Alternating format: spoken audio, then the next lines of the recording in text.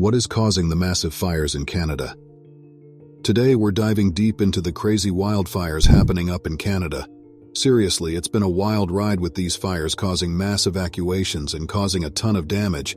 They've taken over a whopping 3.3 million hectares of land, which is even bigger than the whole state of Maryland.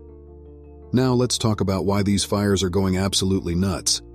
Climate change is a big player here, with those rising temperatures and severe drought conditions making the perfect combo for these fires to spread like crazy. In fact, last year in Lytton, British Columbia, they hit a temperature of 49.6 degrees Celsius. But it's not just nature's fault. We humans are in on this too. Lightning strikes are igniting a big chunk of these fires in the boreal forest. But guess what? We're not off the hook either. Discarded cigarettes and sparks from passing trains are also fanning the flames. We need to be more careful with our fire habits.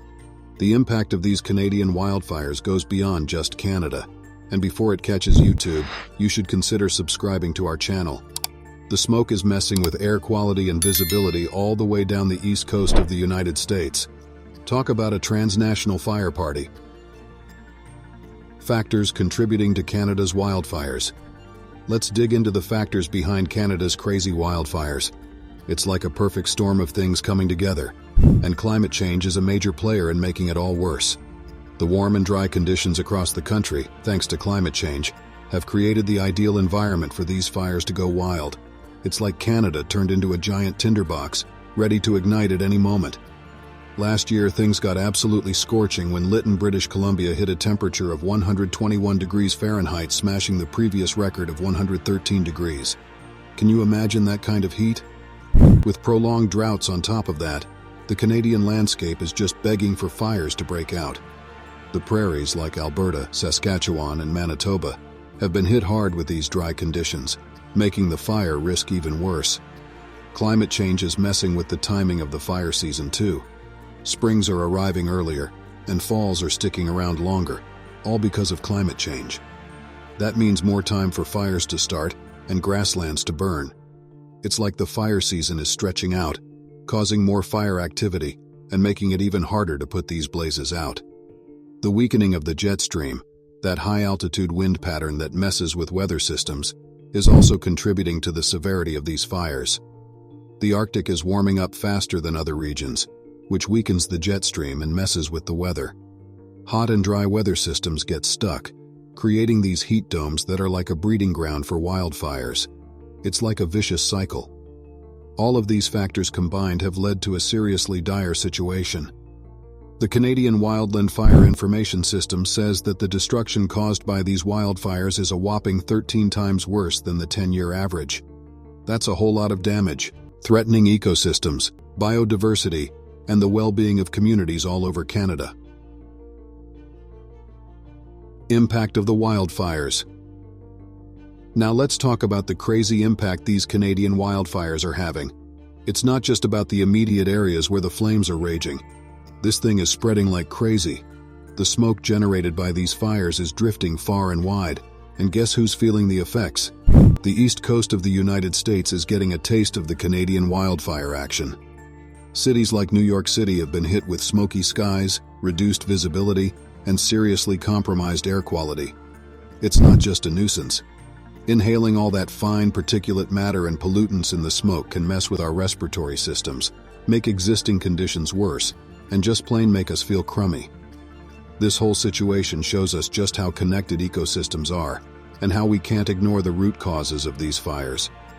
Climate change doesn't care about national borders. The consequences of extreme weather events like these wildfires can be felt across continents. It's like a global wake-up call to take action. And let's not forget about the devastating impact on ecosystems and biodiversity in Canada. These fires are tearing through forests, destroying habitats, and putting all sorts of critters in danger. Plus, all that destruction releases a ton of carbon dioxide into the atmosphere. But it's not just about the environment. These fires are forcing people to evacuate, displacing whole communities and putting a crazy strain on resources and emergency response efforts. The toll on people's lives, homes, and sense of security is no joke. It's a tough situation for those affected physically and mentally. Causes of the wildfires. Let's look at the causes of these Canadian wildfires.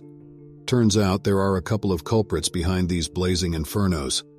First up, we got lightning strikes. Mother Nature likes to show off her electric moves, and sometimes those lightning bolts ignite wildfires in the boreal forest up north in Canada.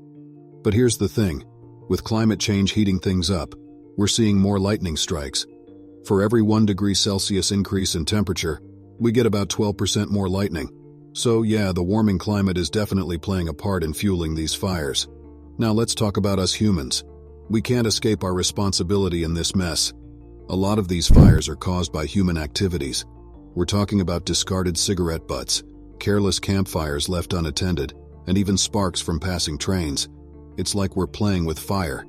These human-caused fires make up a big chunk of the destruction we're seeing from these wildfires. So now that we know the causes, what can we do about it? Well, awareness is key. We have to spread the word about fire safety and make sure people act responsibly in fire-prone areas. No more tossing those cigarette butts around like they're harmless. We also need to take proactive measures, like building fire-resistant infrastructure and improving monitoring systems. That way we can detect and respond to fires faster, before they get out of control. But let's not forget the big picture. We need to tackle climate change head-on.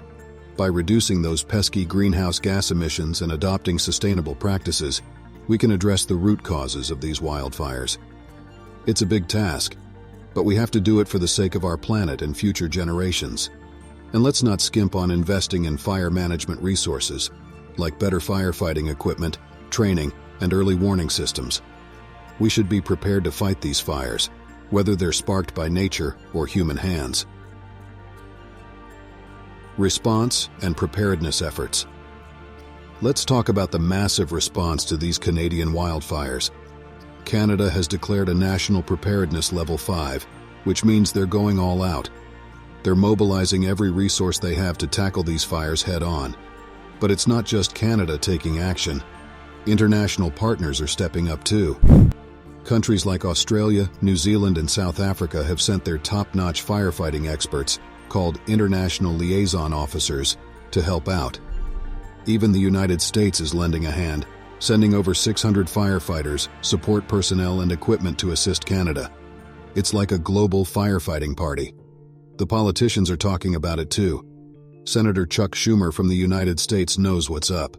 He's making sure we all understand the connection between climate change and these wildfires. We should address the root causes if we want to get a handle on these disasters. The Canadian government is also on it with their updated outlook for the wildfire season. They're predicting that the fires will keep raging due to ongoing drought and warm temperatures. By being proactive and keeping an eye on the forecasts, they can be better prepared and allocate their resources effectively. Let's not forget the big picture. Fighting these fires isn't just about immediate action. It's also about long-term prevention. We're talking about improving early warning systems, making our infrastructure more resilient, and implementing effective land management strategies. It's a multifaceted approach that requires a lot of effort, but it's necessary to protect lives, communities, and our precious ecosystems. Do you think together we can make a difference and tackle these wildfires? Let us know in the comments below. If you enjoyed today's video, give it a thumbs up and don't forget to check out our other awesome videos on screen now.